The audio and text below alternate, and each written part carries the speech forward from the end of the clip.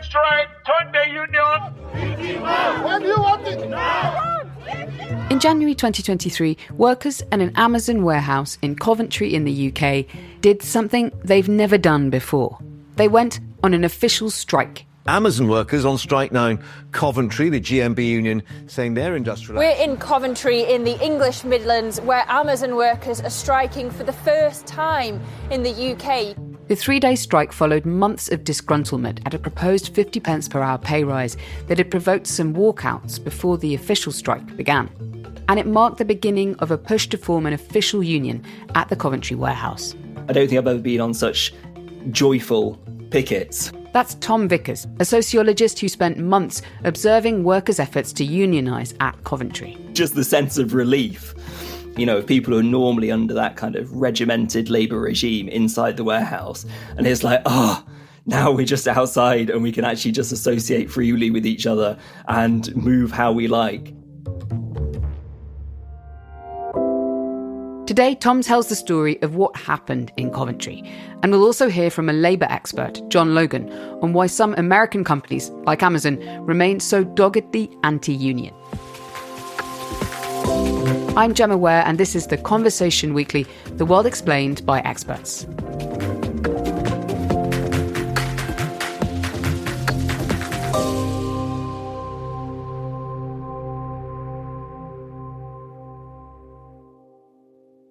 Hey, Sarah. Hi, Gemma. So, Sarah Reid, you're the business editor at The Conversation, based in Scotland, in the UK. And you're always looking out for trends and news around the way people work and the way people are treated at work. This includes pushing for better rights and also joining unions. And that's what we're talking about today, union organising in the UK. Before we get into it, can you help us understand a bit about the history of trade union organising in the UK? Well, trade unions first began to emerge in the UK in the 18th century, and they represented people like woodworkers, printers and colliers in response to the poor working conditions that these people often faced. Then in 1868, the various unions themselves organised into a wider group that we now know as the TUC, the Trades Union Congress, which was to meet every year to bring the member unions into closer alignment and to give the unions a greater voice. The Labour Party in the UK was actually born of the trade union movement in 1900, and several unions are still affiliated with the party today. So it's got a really long history in the UK and very close, as you say, to the left, to the Labour Party movement. What's the state of the unions today, though, and their popularity? Yeah, over the years, the trade union membership has been in decline overall in the UK. These days, just over 6 million UK employees belong to a union, and that's fewer than 1 in 5 workers. They're no longer as strong as they were back in the 1970s. But that's not to say that unions don't still enjoy significant power. Since the Labour Party came into office over the summer, we've seen some significant wins for unions in terms of pay and conditions for the likes of train drivers and doctors. And of course, we've seen more recently the UK's National Farmers Union has really been getting a lot of public attention over planned changes to tax that are set to affect some of its members. Okay, so they're really part of the national debate in the last few years in the UK. How does it compare globally, though? What's the state of the unions globally? Trade unions globally are also facing the same decline in memberships. It is a complicated picture, though. Global Rights Index figures from this year show that 3 in 4 countries deny workers the right to form or even join a trade union. And even in countries where unions are permitted, like the US, for example, memberships are still pretty low and falling further. And of course, this isn't helped by companies that resist or make it really difficult for employees to organise. Absolutely. One of those companies that's historically been very resistant to unionising is Amazon, the online retailer. You've been working on a story that's given us some really interesting insight into what happened at one particular Amazon warehouse in Coventry in the UK when it tried to start a union. How did you come across this story? Yeah, Tom Vickers is an associate professor of sociology at Nottingham Trent University here in the UK. And he's the director of the Work Futures Research Group, which is a new institute that's co-funded by the university and the GMB Union, one of the UK's biggest unions. Tom approached us at The Conversation in the lead up to a ballot on union recognition at the Amazon warehouse in Coventry. He had been on a research secondment with the GMB And I knew he'd be able to add some really valuable insights to the story, no matter which way the vote ended up playing out. Was he able to go into the warehouse and kind of really observe what was happening? No, he wasn't allowed inside the warehouse itself. Amazon doesn't allow non-employees inside. But he did document what happened in the lead up to the vote by interviewing employees and union organisers so that later the union could review what had worked and what didn't and see what they could learn for the future. And before we hear from Tom, who I've been speaking to for this episode, can you give us a bit of context about Coventry and what we need to know about it as a city? Yeah. Since the mid-1800s, Coventry's been a major centre of industrialisation and manufacturing in the UK, and it made everything from ribbons to bicycles. But during the Second World War, it was really badly bombed. And then after the war, it became the centre of car manufacturing here in the UK. And during that period after the war, immigrants from all over the Commonwealth, including Asia and the Caribbean, came to Coventry to work. And more recently, there's been an influx of refugees from various parts of Africa. And according to the 2021 census, more than 1 in 4 Coventry residents were born outside the UK. So it has a very large immigrant population. Great. Thanks so much, Sarah, for setting out that context. My pleasure. Tom Vickers may never have been inside an Amazon warehouse, but from the conversations he's been having with workers at the site near Coventry, he's heard a lot about how hard it is to work there. The specific roles and tasks that people have within the warehouse is incredibly varied. But one of the consistent features of the work is how tightly enforced the pace of the work is. So whether they're packing a box or unpacking one container and then having to scan items and then kind of place them somewhere else, or picking up boxes and stacking them in a trailer, it's very regimented, very, very physical work involved in a lot of the roles inside Amazon. And workers' performances monitored against a target, but workers say they're not told what their target is or kind of what their performance is against their target unless they're falling too low below their target. So there's this kind of sense of uncertainty that's part of the kind of management process, that people are kind of anxious that they might be working too slow. So they feel they need to kind of push themselves to work faster in case they fall into that bottom 5% or 10% and then potentially face disciplinary action. Amazon is required by law in most countries where it operates to give its workers breaks during their shifts. But even then, a lot of the workers Tom's talked to told him their break time is quite regimented. So, they get a 30-minute break, but then maybe 10 minutes of that is spent walking to the canteen before you actually get to the rest area. Then you might have to queue for food. And so the actual rest time is really limited. And the capacity to take shorter, more informal breaks is also very limited because the digital systems inside Amazon monitor for what they call idle time when a worker is monitored as not actively performing the task. And then from workers' accounts, there seems to be a lot of discretion that immediate line managers have over how that recorded idle time is used. So it might just be that you're just kind of resting for a bit, kind of 5 seconds intermittently in between doing tasks, but then that time can be added together and then a manager can come and say, right, you've accumulated 30 minutes of idle time, and then use that as a justification for what's called an adapt, which is a disciplinary notice, basically. And then if you accumulate a certain number of adapts, that can trigger the next stage of a disciplinary process. Some of the research Tom's been doing suggests that even in newer warehouses, where more processes are being automated, there are still big physical demands on human workers. So we did a big review a couple of years ago of more than 500 sources about work at Amazon. And there seems to be a pattern that as Amazon is building newer warehouses which are more automated, then the expected pace of work is increasing and injury rates are also increasing. So it seems to be that as more of the process is being done by robots, then there's more expectation on human workers to keep up and sort of keep pace with the robots. And obviously, as human beings, we're very varied in our capacities and abilities to do things. So then not everyone is going to be able to keep up to the same pace. And then that creates huge problems for people's health. And, in the course of this research, there were numerous really harrowing stories of people's health problems that had either developed at work or been made worse by the working conditions. And actually, a lot of the worker leaders were people who their initial step into organising and becoming trade union activists was because of health problems they'd experienced themselves. And then Amazon's response to that sort of brought them to the conclusion that, OK, we need to organise to be able to protect ourselves. In 2020, as COVID shut down much of the world, consumers turned to online retailers to do their shopping. As a result, Amazon's profits soared. The company boasted profits of $8.1 billion in the first quarter of 2021. That's an increase of 220% from the same period in 2020.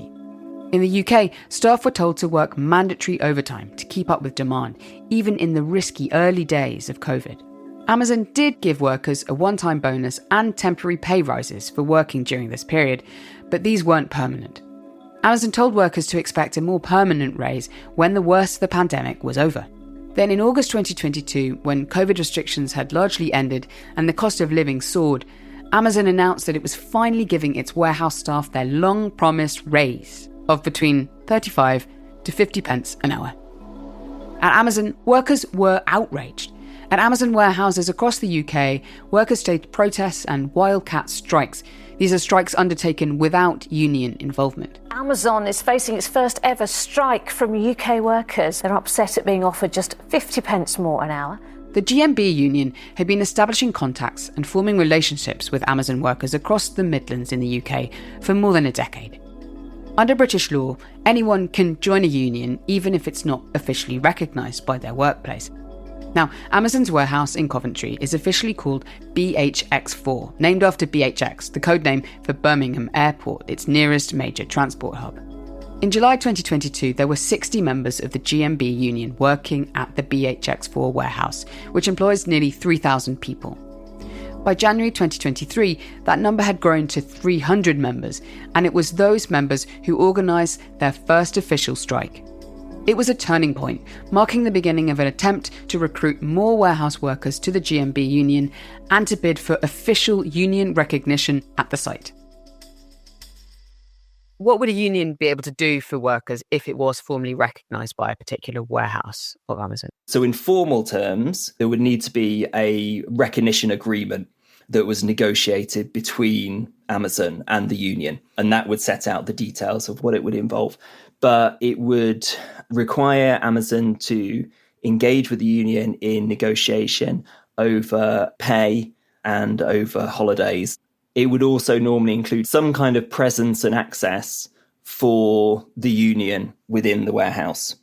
So whether that was elected representatives amongst the workers having sort of paid facility time, it's called, carry out union business and sort of point of contact for workers to go. So there are those kind of formal aspects to it.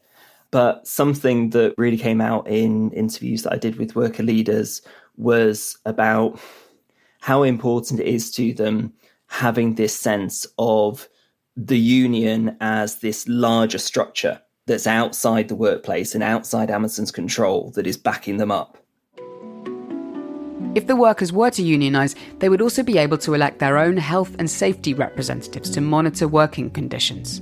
Now, there is a government agency, the Health and Safety Executive, which is responsible for regulating health and safety in UK workplaces. But Tom says they are under-resourced. The amount of health and safety inspectors that we have in this country is very small compared to the workforce. So the actual capacity at the moment in the UK for health and safety enforcement by the state is quite weak. So it kind of gives even more importance to workers being able to have that mechanism to have oversight themselves. Beyond job security and safety, what started all of this was the matter of pay. The level of pay, as it has been at Amazon, has meant that people feel that they need to take whatever overtime is available. So although the standard full-time contract at Amazon is 40 hours a week, in practice, lots of people work 60 because that's what they have to do in order to earn the money that they need. So, the demand they've been putting forward for £15 an hour, it's not because they want more money. It's because they want to be able to work a bit less to have that time with their family and for other things in their lives outside work. From January 2023 until March 2024, the GMB had helped the workers stage a total of 38 strike days to protest their low wages.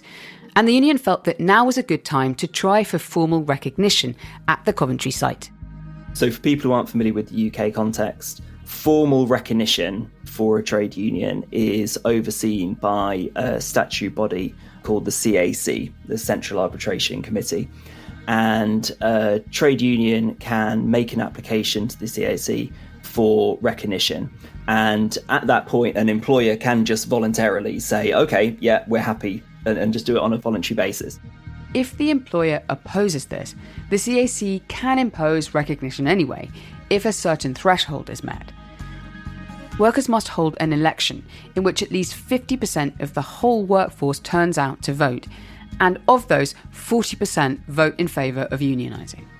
In March 2024, Amazon opposed recognising the GMB union at Coventry, and so the company and the union began negotiating terms of a ballot.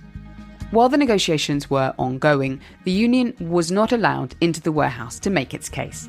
But Amazon got in early with its arguments. During this period, Amazon organised what it called voluntary information sessions, where workers who, as we said before, normally have very limited opportunities to rest, were given a voluntary opportunity to come along and sit in a meeting for an hour or more and listen to Amazon talk about why it wasn't a good idea to join a union and it wasn't a good idea to vote for the union to be recognised. What were they arguing in that case? Some of the main arguments they were using, they were saying that in the autumn there would be a pay review, but if the union was recognised, then Amazon would only be able to implement an increase to pay if the union agreed. And Amazon was saying, well, sometimes the process of negotiating pay increases can take several years. So all the Amazon workers at other warehouses might get their pay increase, and you might be waiting years. In Tom's conversations with workers, he also heard people who were worried that the warehouse might even close down. Obviously, anxiety over stagnating pay or even losing your job could be difficult for anyone.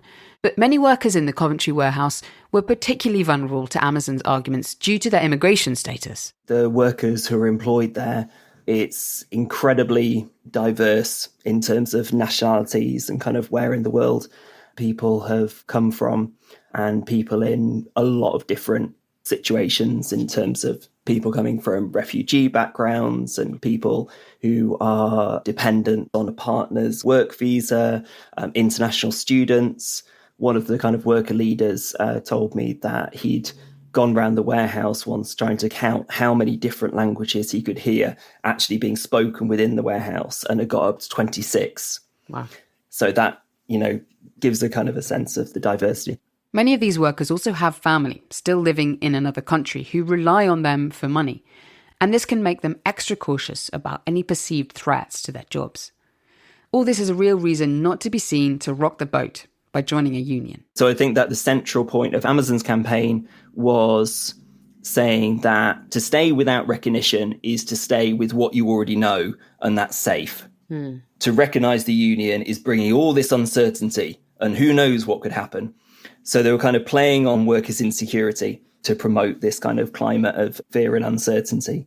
And how were they doing it? What tactics were they using? They had the meetings, and, this could be 4, 5, 6 meetings for each worker that workers were invited to. Worker leaders counted more than 30 managers from other Amazon warehouses who were drafted in and put up in hotels during the period leading up to the ballot, and were going round speaking to workers, as they were working kind of on the line, and trying to persuade them against the union.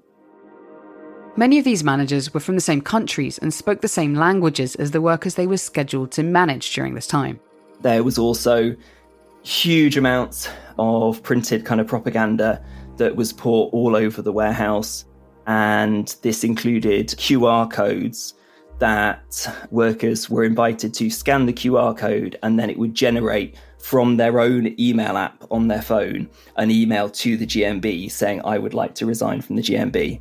5 workers from Amazon, supported by an NGO called Foxglove, are currently bringing a legal claim against Amazon about these so-called one-click to quit the union QR codes, claiming that this violates labour laws. And this was before the official access period started, which is when the union was allowed to come in. Once a date for the ballot was finally set for July 2024, under British law, the union was allowed access to the warehouse to hold meetings for a period of 14 days. Then the union was allowed to offer each worker one meeting and one drop-in session. But the drop-in session, Amazon insisted that it had to be during workers' breaks. So whereas for the Amazon meetings, they could kind of come out and they could get a break from their work, to attend this union drop-in session, workers would have to give up their breaks and instead go to this drop-in session.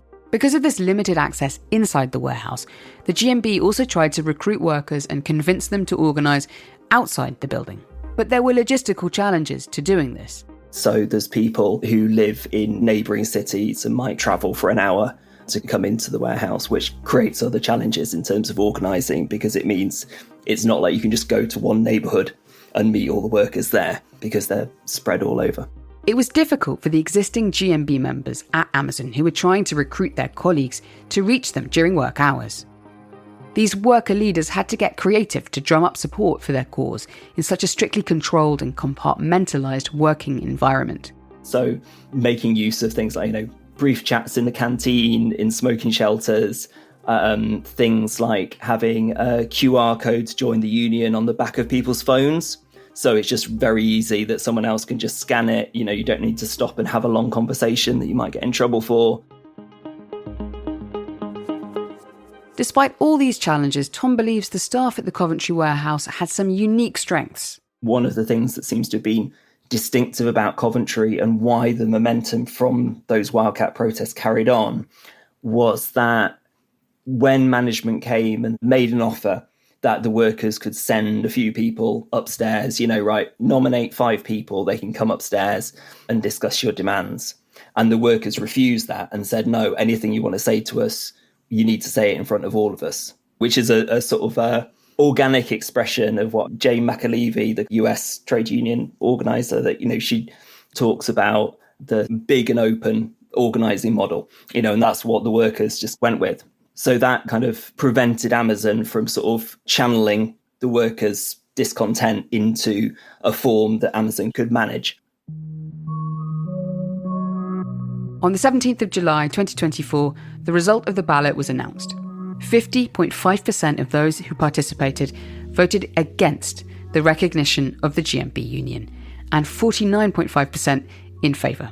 It was an 86% turnout, which is, I think, quite remarkable in terms of the level of democratic participation. And I think that in itself is really important. And the union lost the ballot by 28 votes. So if 15 people had voted the opposite way, then it would have had the opposite outcome. And as the law currently stands, the union now isn't allowed to ballot again for 3 years at that same warehouse. In the wake of the ballot at the Coventry warehouse, an Amazon spokesman said, "We want to thank everyone who voted in this ballot." They went on, "Across Amazon, we place enormous value on engaging directly with our employees and having daily conversations with them. It's an essential part of our work culture," they said, "and we value that direct relationship, and so do our employees." Are you hopeful for the future of the workers at this Coventry warehouse in particular? What do you think lies in store for these particular workers? So I think the most remarkable thing from what I've seen of the unionising process is just how confident and articulate the leadership is among the workers. And I've seen that really develop, and that's something that the union's really invested in as well. And that leader group has continued to meet and to strategise since the defeat of the ballot. And something else that I just highlight is that Amazon this autumn, kind of after this process and the defeat of the ballot, gave a very significant pay rise. In early September, Amazon UK increased its minimum pay for staff by 9.8% to between £13.50 and £14.50 an hour, depending on the location. Its UK country manager, John Boomfrey, said, "Our frontline employees across the UK operations network are a huge part of the success of our business, and we appreciate everything they do to deliver for our customers." And so the total pay rise that has been won since those wildcat protests started in August 2022 is 28.5% increase in pay for Amazon UK workers. And that's a bigger pay rise than Amazon's given anywhere else in Europe. It's across the whole Amazon workforce, not just at the Coventry site. Yeah. But, the obvious thing that's changed since then is this process of union organising, and it's clearly impacted on Amazon. So the fact that the ballot was lost doesn't mean that the process of unionisation was defeated. The process of unionisation has won huge gains in terms of the self-activity and leadership of the workers, and also in terms of their, material gains through their pay. Perhaps most importantly for the GMB, between July 2022 and the date of the ballot in July this year, union membership at Amazon's Coventry warehouse grew from 60 people to more than 1,400. And these issues are not going away. As we were finishing production on this episode, Amazon workers in 20 countries were expected to strike over the Black Friday weekend.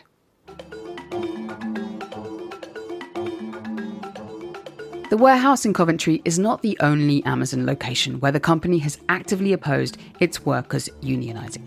And Amazon is certainly not the only major corporation that opposes unionisation. In the US, the National Labor Relations Board, a federal agency, has accused Amazon, Starbucks, and the grocer Trader Joe's of retaliating against staff for union organising. In response, all three companies have joined a challenge in federal court led by Elon Musk's SpaceX to the very constitutionality of the National Labor Relations Board, a case that could eventually make its way up to the US Supreme Court.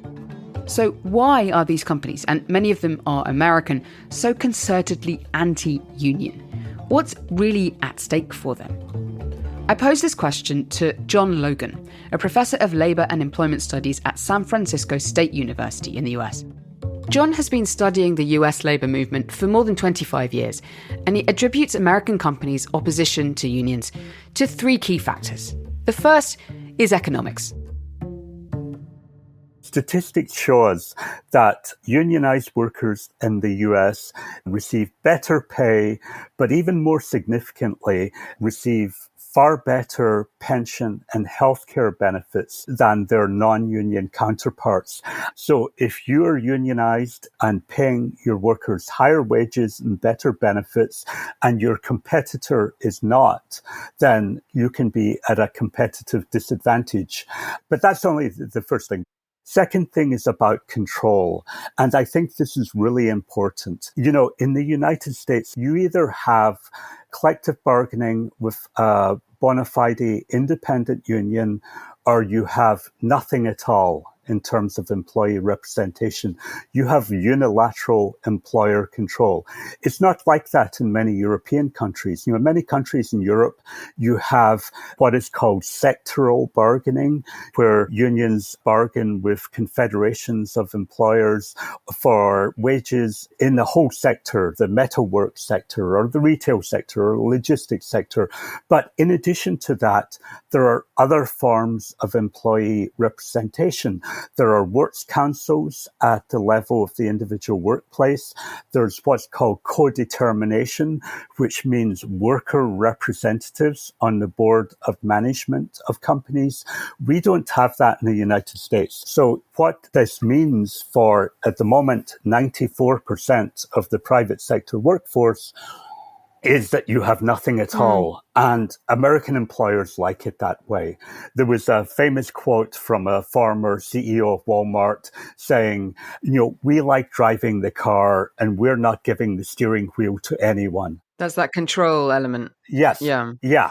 And Amazon is obsessed with control. And I think it thinks that unions are antithetical to the type of innovation and the ability to pivot quickly and to change to the changing market.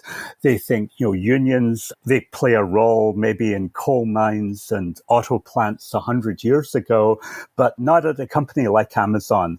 John says the third factor in why American companies are so resistant to unions is an ideological one. There's a sort of deeply ingrained belief throughout American management that only bad companies get unions. And if you're running your company the way that you should, if you're treating workers the way that you should, you're not going to get a union. Only companies that deserve them get unions. Despite the resistance and anti-union tactics from some of America's biggest employers, when I asked John if he's optimistic for the future of unions in the US, he actually said yes.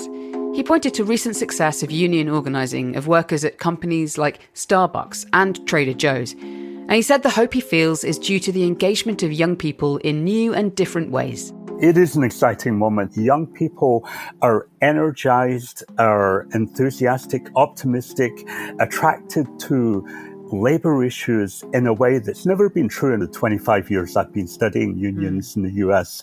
The really remarkable thing of the last 2 or 3 years is that the labour establishment, for want of a better phrase, the really big unions, they have largely been irrelevant to these union campaigns. These are not people who want a union to organise them. They want to organise themselves. They want to be the ones doing the bargaining. I mean, these are incredibly smart, capable young workers. And I think all of the dynamism and the energy in the labour movement has been in cases like this. And this is where it's most successful. Thank you so much, John, for coming on and giving us those insights on this exciting moment, it sounds, for union activism. Thank you very much. The Conversation approached Amazon for comment on the allegations about its anti-union practices and the treatment of its workers raised in this episode. The company did not respond.